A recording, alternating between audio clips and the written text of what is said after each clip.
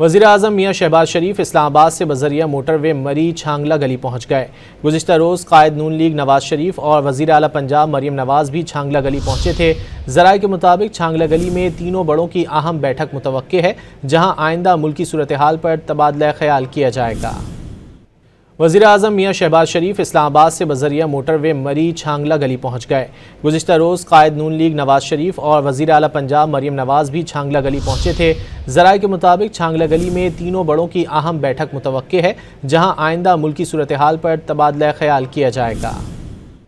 वज़ीर आज़म मियाँ शहबाज शरीफ इस्लामाबाद से बज़रिया मोटरवे मरी छांगला गली पहुँच गए। गुज़िश्ता रोज़ कायद नून लीग नवाज शरीफ और वज़ीर आला पंजाब मरीम नवाज भी छांगला गली पहुँचे थे।